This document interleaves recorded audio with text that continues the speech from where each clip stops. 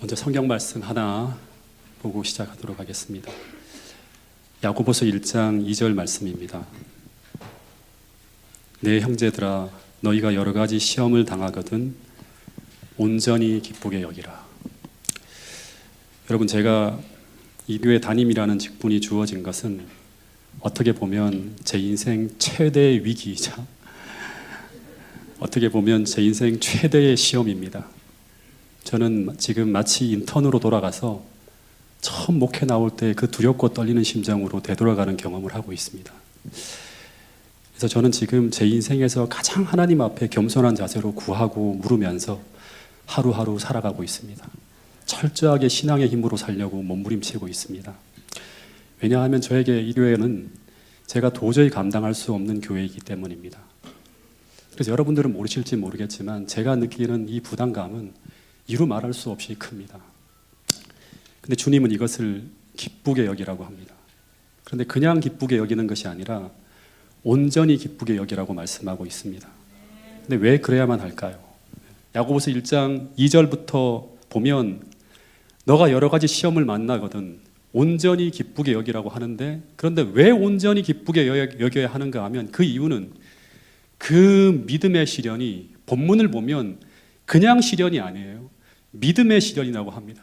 즉 이 말은 그 시련을 너가 믿음으로 잘 감당하기만 한다면 그 시련은 너를 온전하고 구비하여 조금도 부족함이 없게 만들어주기 때문이라고 하는 것입니다. 즉 이 말은 그 시련이 너에게 축복으로 주어졌다고 하는 말씀입니다. 즉 순종하며 나가면 너가 지금 가지고 있는 그 부족과 연약함이 하나님의 은혜로 채워질 것이라고 하는 것이 첫 번째 제가 하나님으로부터 들었던 메시지였습니다. 그러면서 하나님은 또 제게 이런 말씀을 해주셨습니다. 그런데 그 시험을 통과하기에 지혜가 부족하고 능력이 부족하다고 느낀다면 두 번째 하나님께 기도하며 구하라고 하는 것입니다. 그러면 하나님은 절대 저에게 지혜와 능력이 부족한 것을 꾸짖지 않으시고 후하게 넘치게 주신다고 하는 것입니다. 저는 이 말씀이 너무나 위로가 되었어요. 아, 내가 부족해도 괜찮구나, 하나님이 주시겠구나 하면서 너무나 이 말씀에 감사했습니다. 그런데 중요한 것은 그 지혜를 구할 때 어떻게 구해야 하는가 하면 그냥 구하면 안 되고 오직 믿음으로 구하고 조금도 의심하지 말라고 하는 것입니다. 그런데 이 의심한다고 하는 것은 제가 하나님이 아닌 내 자신을 바라보는 것이고 그것은 하나님을 믿지 못한다고 하는 것이고 그러면 절대로 마음의 평안을 경험할 수 없고 지혜와 능력을 받을 수도 없을 것이라고 하는 것입니다. 그런데 이게 쉽지 않은 것입니다. 계속 의심하게 되는 거예요. 그래서 저는 이 말씀을 붙들고 한 달여 시간, 그 어느 때보다도 간절하게 기도하며 한 달의 시간을 보내게 되었습니다. 엄청난 시간을 쏟아부으면서 몸부림치며 기도하고 마치 굶주린 사람이 말씀을 흡입하듯이 온 사방의 말씀을 찾아 읽었고요. 그러면서 한 달의 시간을 보내게 되었습니다. 그러면서 그 한 달여 시간을 통해 제가 배운 것이 이것입니다. 여러분, 그리스도인은 무엇으로 사는가 하는 거예요. 답은 우리가 잘 알죠. 그리스도인은 무엇으로 산다? 믿음으로 산다고 하는 것입니다. 그런데 오늘 우리가 믿음으로 산다고 하는 것은 무엇을 말하는 것일까요? 믿음으로 산다고 하는 것은 구하고 받아서 살아가는 삶이 바로 믿음으로 사는 것입니다. 그런데 제게 믿음으로 살아가는 것을 경험할 수 있는 가장 좋은 환경이 바로 지금 이 환경이라고 하나님은 계속 제게 말씀하시는 거예요.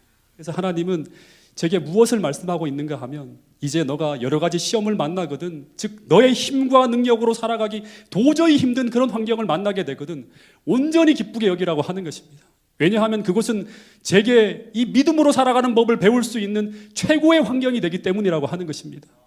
그런데 그런 환경 속을 지나갈 때 그때 우리가 그 믿음을 통해 그 시험에 맞서게 되고 그 믿음으로 그 지혜와 능력을 구하게 되면 그때 하나님은 그 과정 속에서 제가 하나님을 만나고 경험하는 최고의 축복을 경험하게 되고 더하여 그 과정 속에서 우리는 온전하고 구비하여 조금도 부족함이 없는 믿음의 성장과 성숙을 경험하게 될 것이라고 주님은 말씀하고 있는 것입니다.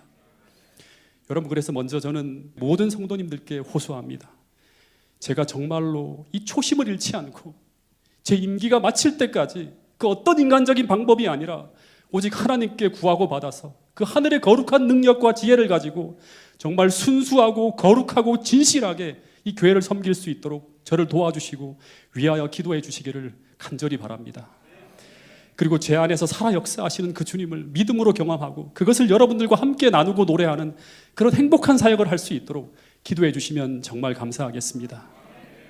제가 하나님과 함께 꿈꾸는 꿈이 하나 있습니다. 그것은 초신자부터 대부분의 모든 성도들이 오직 하나님의 말씀에 붙들려 살아가는 교회를 세우는 꿈입니다. 더하여 온 성도들이 하나님의 말씀을 그냥 글로만이 아니라 성령을 통해 삶으로 경험하고 체험하기 위해 그냥 노력하는 게 아니라 혼신의 힘을 다 기울이는 교회를 만들어가는 것입니다. 그러면서 끊임없이 회심하고 변화하며 진리로 성화되어지는 것을 경험하는 성령 충만한 교회인데, 그런데 그 교회는 어떤 교회인가 하면 바로 주님의 가르침으로 세워졌던 사도행전에 나오는 교회예요. 역사 속에 실현되어진 교회예요. 세상의 모든 교회가 성서적 가치를 잃어가는 이때 주님께서 가르쳐준 그 성경에서 나오는 그 모든 가치를 담고 실현하여서 사도행전에 나오는 그 교회의 모습을 이 시대에 실현하는 것이 바로 저의 꿈이자 하나님의 이 교회를 향한 비전이라고 저는 믿습니다. 정말 세상의 수많은 사람들이 이 교회에서 비쳐나오는 그 진리의 빛을 보고, 그리고 이 교회에서 살아가는 모든 성도들의 모습을 보면서 예수님이 계시고 이 교회에 가면 진리를 배울 수 있다고 하는 것을 말이나 글로서만이 아니라 성도들이 살아가는 모습을 보며 경험할 수 있는 그런 교회가 바로 이 교회가 될 수 있기를 간절히 바랍니다. 여러분, 요한복음 1장을 읽어보면 이런 내용이 나옵니다. 태초에 말씀이 계셨는데, 그런데 이 말씀이 하나님이셨고, 그리고 이 말씀이 육신이 되어 우리 가운데 오셨다고 하는 것이 요한복음 1장의 메시지입니다. 다시 말해 요한복음 1장의 이야기는 예수님이 하나님이시고 또한 하나님의 말씀이셨는데, 그런데 그 말씀이 육신이 되어 이 땅에 오셨다고 하는 것입니다. 그런데 이 이야기는 그 하나님의 말씀인 하나님의 메시지가 피와 살이 되어, 즉 삶이 되어서 우리가 사는 곳에 오셔서 그 말씀대로 살아가셨다고 하는 이야기예요. 그분이 바로 예수님이죠. 여러분, 그래서 기독교는 이 요한복음 1장의 말씀을 통해 보면 말씀이 육신이 되는 종교, 말씀이 삶이 되는 종교가 바로 기독교라고 합니다. 그런데 초대교회 당시 이 말씀이 육신이 되어지는 경험을 하던 이 교회가 오늘날 이제 삶은 사라지고 말만 남은 교회로 변해버린 것이 오늘날 현대 기독교의 문제라고 합니다. 다시 말해서 초대교회가 세워진 지 2000년이 지나가고 있는 지금의 현대 기독교회는 이 말씀이 육화되어지는 일이 거의 교회 안에서 일어나지 않고 있습니다. 그래서 어떤 분들은 지금 현대 기독교는 예수님께서 원래 의도하셨던 그런 모습의 교회가 더 이상 아니라고까지 말하고 있습니다. 다시 말해서 말만 많아지고 예수님을 경험하는 모습은 희귀해지고, 그러면서 오늘날 현대 교회는 심각하게 타락해 가고 있습니다. 제가 어떤 기사를 보는데 2016년 기준인데 10년간 그 유죄 판결을 받은 전국 목사의 범죄가 12,000건에 달한다고 하는 그런 보도의 기록이 나왔어요. 그 2016년 기록이니까 지금은 훨씬 더 심각할 수도 있겠죠. 그리고 최근에 한국 대형 교회 중에 스캔들에 휘말리지 않은 교회가 거의 없다고 합니다. 당회장의 세습 문제, 금전 문제, 성 문제, 전부 도덕적인 문제로 홍역을 앓고 있는 것이 바로 지금 대부분의 교회의 모습이죠. 얼마 전에 돌아가신 분의 어떤 그런 하나의 인터뷰 기사를 제가 봤는데, 그분은 한국 교회를 대표하는 한 목사님이셨어요. 근데 이분이 한 언론과의 인터뷰에서 이런 말씀을 했습니다. 감독회장 선거 때 돈 봉투를 돌리는 것은 관행이라고 했고, 여자 문제, 돈 문제는 천주교나 불교가 훨씬 더 심각하다고 하는 둥 하면서 정말 말대로 안 되는 이야기를 언론에 이렇게 흘리셨습니다. 다시 말해서 이 정도의 문제는 큰 문제가 아니라는 그런 이야기를 하신 거예요. 그러면서 언론에서 난리가 난 적이 있습니다. 그래서 이런 개신교의 부패한 모습을 보면서 실망한 수많은 기독교인들이 이제 교회를 떠나가고 있고, 그러면서 수많은 사람들이 진리를 찾아 방황하고 있는 모습이 지금 현재의 모습입니다. 그런데 세상이 이렇게 흘러가고 있는 이때 지금 재림교회는 무엇을 해야 될까? 제가 계속 고민하고 있는 문제예요. 여러분, 재림교회가 처음 탄생하게 되는 배경이 되는 시점이 언제부터인지 혹시 아십니까? 각시대 대쟁투를 읽어보면 16세기 종교개혁이 실패하면서부터 재림교회의 필요성이 대두되어집니다. 왜냐하면 성경을 보면 이 종교개혁이 끊임없이 이어져서 이 종교개혁의 끝에 누가 오시는가 하면 주님이 오시는 거예요. 그 종교개혁이라고 하는 것은 무엇을 개혁하는 것인가 하면 중세 암흑기 동안 잃어버린 모든 진리를 다 찾아내고 그리고 그 밝혀낸 진리가 하나로 모아져서 중요한 것은 진리를 소유한 한 무리를 만드시는 것이 하나님의 뜻이었어요. 그러니까 중세 암흑기 동안 모든 진리를 다 잊어버렸잖아요. 그걸 찾아내고 모든 밝혀진 진리가 하나로 모아져서 그 진리를 소유한 한 무리를 만드시는 것이 하나님의 뜻이었어요. 그게 하나님의 참된 교회예요. 이것을 우리는 남은 무리라고 해요. 그런데 이 무리가 만들어지면 이들을 통해서 주님은 진리를 잃어버린 세상에다가 그 진리를 그들을 통해 전하게 하시고 그 진리를 통해서 하나님의 참 백성을 모으시는 일을 하신 후에 주님이 이 땅에 오시는 거예요. 그런데 당시 종교개혁으로 탄생한 개신교회가 그 과업을 완수하지 못하고 실패하게 됩니다. 남은 무리를 만들어내는데 실패해요. 그러다가 1840년대 그 멈춰버린 종교개혁 운동을 재림운동을 통해서 다시 살려내면서 그러면서 탄생한 교회가 바로 재림교회라고 하는 사실입니다. 그래서 재림교회는 종교개혁의 정신이 불타올라야 돼요. 그래야 여자의 남은 자손이 될 수 있습니다. 그런데 우리가 하나 생각해야 될 것은 뭔가 하면 종교개혁 당시 종교개혁자들을 이끌었던 그 종교개혁의 정신이 무엇인가 하는 것입니다. 그걸 우리가 5가지 솔라라고 하는데 거기서 종교개혁이 시작되었다고 하는데 그 구호 중에 첫 번째, 두 번째, 세 번째가 뭔가 하면 첫 번째는 솔라 스크립투라, 오직 말씀이라고 하는 것이고 두 번째 구호가 솔라 피데, 오직 믿음이라고 하는 것이고 세 번째 구호가 솔라 그라시아라고 해서 오직 은혜라고 하는 구호입니다. 그런데 이 둘째와 셋째 구호인 오직 믿음, 오직 은혜라고 하는 것은 오직 믿음과 은혜로 우리가 구원을 받는다고 하는 구호도 되지만 이 말씀은요 체험과 경험으로 이루어진 신앙 정신을 말합니다. 정말 중요해요 이게. 여러분 그래서 종교개혁이라고 하는 것은 단지 진리를 지식적으로 찾고 지식적으로 아는 것에서 그치는 것이 아니라 당시 경험과 체험이 사라진 거짓 종교에서 다시금 그 잃어버린 하나님을 다시금 체험과 경험을 통해서 찾게 되는 게 바로 뭔가 하면 종교개혁이에요. 즉 진리를 지식으로 아는 것에서 그치는 것이 아니라 진리를 경험함으로 소유한 남은 무리를 탄생시키는 것이 종교개혁의 목적이라고 하는 것입니다. 즉 화석과 같은 죽은 교리를 찾는 것이 아니라 원래는 잃어버린 하나님을 다시 찾는 것이 바로 종교개혁의 핵심이라고 하는 것입니다. 여러분 하나님이 우리를 아무리 사랑하신다 해도 아무리 그분이 위대하다고 해도 멀리 떨어져 계신 하나님, 내가 경험하지 못하는 하나님은 우리와 아무 상관이 없는 거예요. 다시 말해서 우리가 아무리 교리로는 믿음으로 하나님을 경험할 수 있다고 말은 해도 그것을 실제 현실에서 우리가 경험하지 못하고 있다면 우리는 그 진리의 이론만을 가지고 있는 사람이지 실제 그 진리를 소유한 사람은 아닌 것입니다. 우리가 아무리 하나님의 은혜로 모든 것을 견딜 수 있다고 말은 해도 아무리 이론으로는 알고 있다고 하더라도 그것이 체험되어지지 않는 것이라면 다시 말해서 단지 교리로만 가지고 있는 것이라고 하면 그것은 종교의식을 위해 필요한 것이지 실제 현실에서는 아무 쓸모가 없는 것입니다. 여러분 이런 신앙이 바로 중세시대 의식 중심의 신앙이고 이런 신앙이 예수님 당시에 형식주의에 빠진 유대교의 모습이고 그리고 이런 신앙이 바로 이제 종말에 타락한 기독교의 모습이라고 하는 것입니다. 교회에서만 필요한 신앙이죠. 그런데 공통점은 뭔가 하면 체험이 사라졌다고 하는 것입니다. 여러분 대쟁투 상권 298페이지에 보면 이런 글이 있습니다. 19세기 전반에 성경이 널리 반포되어 세계는 큰 빛을 받았으나 진리는 다 퍼져갔어요. 지식으로. 그러나 사람들은 계시된 진리의 지식을 따라 전진하거나 체험적 신앙을 소유하지 않았다고 합니다.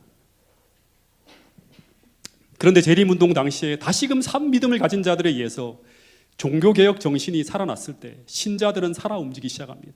그러면서 재림운동 당시에 모임과 회집에서는 하나님을 경험하고 체험하는 역사가 펼쳐집니다. 막 성령이 역사하는 거예요. 그러면서 예배가 교회에서만 드려지는 종교 형식이 아니라 실제 하나님을 만나는 경험으로 이어지는 거예요. 그래서 그때 그 하나님의 은혜로 참된 회개가 일어나고 변화가 일어나면서 그들은 하나님을 만나는 경험을 해요. 재림운동 당시에. 제가 엘렌 화이트의 자서전을 참 좋아하는데 당시 상황을 묘사한 한 표현을 빌리면 그 시대의 재림교인들은 마치 하늘이 땅으로 내려온 듯한 느낌을 가지며 살아갔다고 합니다. 하늘이 땅으로 맞닿아 있는 듯한 느낌. 여러분 그런데 이 경험을 했던 교회가 바로 재림교회라고 하는 것입니다. 그리고 이 경험을 지속적으로 이어가던 교회가 바로 사도행전에 등장하는 교회라고 하는 것입니다. 여러분, 그런데 이 마지막 시대에 우리는 다시금 이런 경험 속으로 들어가야 한다고 하는 것입니다. 그래서 우리가 가진 그 진리가 우리의 삶 속에서 영광스럽게 드러나야 한다고 하는 것이 바로 여자의 남은 무리를 향한 하나님의 요구라고 하는 것입니다. 주님은 그런 사람들이 모여있는 그런 영광스러운 교회를 이 종말의 때 다시금 이 땅에 세우시기를 원한다고 하는 사실을 우리 모두가 잊지 않게 되기를 간절히 바라겠습니다. 대쟁투 학원에 보면 이 존 웨슬리의 경험이 나옵니다. 이 존 웨슬리는 하나님의 은혜를 체험하지 못하고 아주 메마른 신앙을 하던 그런 사람이었는가 봅니다. 그러다 이 사람이 선교사로 미국으로 가는 배를 타고 가다가 보헤미아인들을 만나게 돼요. 근데 거기서 이 웨슬리는 이 보헤미안인들에게서 자신이 가지고 있지 못한 두 가지의 모습을 봅니다. 하나는 뭔가 하면 그 사람들은, 영국 사람들은 아무도 행하고 있지 않은 비천한 일들을 막 해요. 그러면서 항상 겸손한 증거를 보여주었다고 합니다. 하나님의 은혜를 체험하고 믿음으로 살아가는 사람들의 모습 속에 첫 번째 나타나는 게 뭔가 하면 아주 겸손한 모습이에요. 그리고 이 사람들은 어떠한 장애를 만날지라도 동요되지 않는 유순한 태도를 보여주었다고 합니다. 예를 들면 엘렌 화이트이 묘사한 그 글에 보면 밀침을 당하든지 또 심지어 매를 맞든지 넘어뜨림을 당하게 되면 그냥 화를 내는 게 아니라 다시 일어나서 그냥 가버릴 뿐이래요. 한마디의 불평도 입 밖에 내지 않았다고 하는 그런 표현이 나옵니다.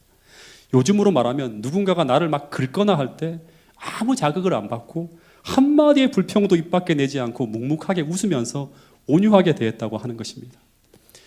그런데 웨슬리는 그것이 어떻게 가능할까 고민하기 시작합니다. 그런데 이 능력이 자기에게는 없는 거예요. 자신도 열심히 신앙생활을 하는데 이 능력이 없는 거예요. 그런데 웨슬리가 이제 그들이 이 교만과 분노와 복수의 정신에서는 물론이요, 이 공포심에서도 놓여놨는지 여부를 시험해 볼 기회가 찾아왔는데, 그것은 바로 뭔가 하면 이 모라비아 교도들이 언제나 아침 예배를 드릴 때 시편을 막 읽어요. 그런데 그 시편을 읽을 때 갑자기 바다가 막 거칠어지면서 큰 노시 막 찢겨집니다. 그리고 파도가 배를 삼킬 듯이 가판 위로 막 그 몰아쳐 들어와요. 그때 수많은 영국인들 사이에서 막 떠들고 부르짖는 소리가 막 들려오는데, 그때 이 모라비아 교도들은 조용하게 송영을 계속했다고요. 그러니까 하나님을 계속 부르는 거예요. 그래서 그 후 웨슬리는 그들 중 한 사람에게 이렇게 물어보았다고 합니다. 당신들은 무섭지 않았나요? 라고. 그랬더니 그 사람들이 말하기를 하나님의 은혜로 조금도 무섭지 않았다고 말했다고 합니다. 그리고 이 요한 웨슬리는 그러나 부인들과 아이들은 무서워하지 않았습니까? 라고 또 물어보았대요. 그러자 그 사람들이 아주 부드러운 어조로 이렇게 대답을 했다고 합니다. 아니요, 우리 부녀들과 아이들은 죽는 것을 두려워하지 않습니다. 그런데 무엇 때문에 죽는 것도 두려워하지 않는가? 그들은 오직 그리스도를 믿는 믿음으로, 그리고 그리스도께서 주시는 그 은혜와 은총을 받음으로 솔라 피데, 솔라 그라시아를 실제 경험하고 있는 것이죠. 근데 이 요한 웨슬레는 당시 배가 침몰하기 직전으로 흘러가고 있을 그때 이 웨슬레는 아직 자기가 하나님과 더불어 화평의 보증을 가지고 있지 못함을 깨닫고 심하게 두려워했다고 하는 기록이 거기 나와 있습니다. 다시 말해서 한 사람은 진리의 지식은 가지고 있었지만 오직 믿음과 은혜로 구원을 얻는 그 하나님을 경험하는 삶 속으로 들어가지 못했다고 하는 것이고, 또 한 무리는 진리의 지식을 믿는 믿음과 은혜로 하나님을 경험하는 구원의 삶 속으로 들어가서 그 하나님을 경험하고 있었다고 하는 것입니다. 여러분, 또다시 말씀을 드립니다.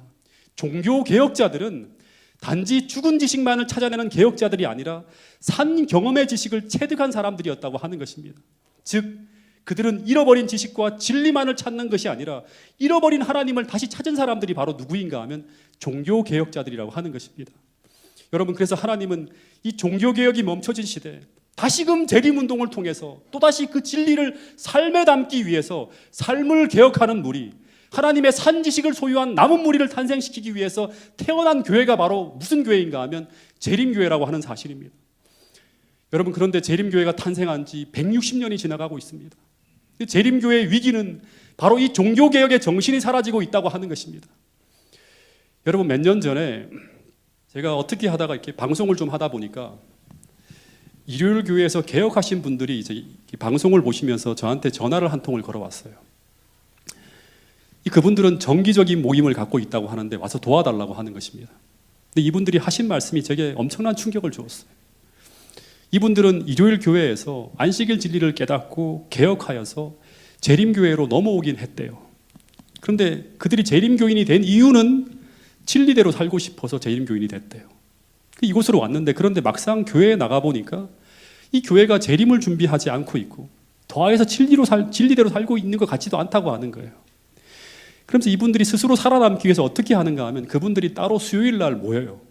자체적으로 어디서 모여서 공부를 하고 있다고 하는 얘기를 하는 거예요. 그러면서 저한테 와서 좀 도와달라고 하는 거예요.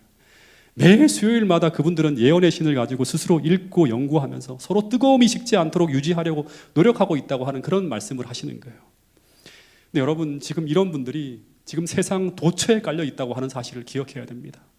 지금 기독교가 흔들리면서 어디에 진리가 있는지 찾고 있는 분들이 사방에 깔려 있다고 하는 것입니다. 여러분, 이들을 찾아 구원해야 될 사명이 바로 누구한테 있는가 하면 바로 우리에게 있다고 하는 사실입니다. 근데 지금 이 절박한 시기에 이 사명을 감당해야 될 교회가 잠들어 있다고 하는 것입니다. 여러분, 우리가 교회를 성장시키려고 하는 목적이 무엇입니까? 단순히 대한민국 최고의 교회가 되기를 바라는 소망 때문입니까? 여러분, 재림교회가 이 땅에 세워진 목적은 1800년대 재림운동이 실패한 운동이 아니라 그 운동이 어떤 운동이었는지를 다시금 올바르게 해석해주는 빛을 받아서 계시록 10장에 온 세상에 다시 예언하여서 주의 오실 길을 예비하기 위해 이 땅에 세워진 교회가 바로 재림교회입니다. 즉, 재림운동을 다시 일으켜내야 될 사명이 놓여진 교회가 바로 재림교회라고 하는 것입니다. 여러분, 이 일을 위해 우리는 진리를 삶에 담고 살아가는 남은 무리가 되어야 된다고 하는 사실입니다. 진리를 지식으로 가지고 있는 게 아니라 삶에 담고 소유한, 진짜 진리를 소유한 사람이 되어야 한다고 하는 것입니다. 즉, 우리 하나하나가 노아 시대처럼 구원의 방주를 짓는 일에 동참해야 되는 것입니다. 그 방주의 한 재료가 바로 누구인가 하면 여러분 한 분 한 분이라고 하는 사실입니다. 여러분, 그 구원의 방주가 완성되어져야지만 하나님은 노아 홍수 직전에 수많은 생명체를 성령의 바람을 통해 그 구원의 방주 안으로 인도했던 것처럼 오늘날 진리를 찾고 있는 수많은 백성들을 이 교회로 보내주실 것을 저는 확신합니다. 여러분, 이 본연의 목적을 회복해야지만 주님은 이 교회에 성령을 부어주실 것입니다. 여러분, 정말로 이 마지막 시대에 수많은 사람들이 바벨론에서 나오려고 하고 있습니다. 그래서 어디에 진리가 있는지 그 진리를 찾아 방황하고 있는 수많은 무리들이 세상을 떠돌고 있다고 하는 사실을 우리는 기억해야 됩니다. 여러분, 이때 우리는 무엇을 해야 될까요? 여러분, 우리가 다시금 각성해서 주님이 이 땅에 재림교회를 세우신 그 본연의 목적으로 돌아가기 위해 최선을 다하는 모든 성도들이 되실 수 있기를 간절히 바랍니다. 여러분, 저는 이 길에 헌신할 것입니다. 여러분, 이 길에 협력하여서 정말 세상에 희귀하지만 성서적인 교회의 모델이 될 수 있는 교회, 한국교회의 희망이 될 수 있는 교회, 그런 교회를 세워서 정말 늦은비 성령의 빗방울이 이 교회에서 시작되어지는 그런 영광스러운 경험을 우리 모두가 꼭 이 교회에서 누리고 경험할 수 있게 되기를 간절히 바랍니다. 여러분, 그 일에 헌신하기로 결심하신다면 그 결심을 모두 일어섬으로 표현해 주시기를 간절히 바라겠습니다. 여러분, 다 같이 일어나서 우리 하나님 앞에 이 결심을 하나님 앞에 헌신을 통해서 표현해 주시면 감사하겠습니다. 말씀을 줄이겠습니다.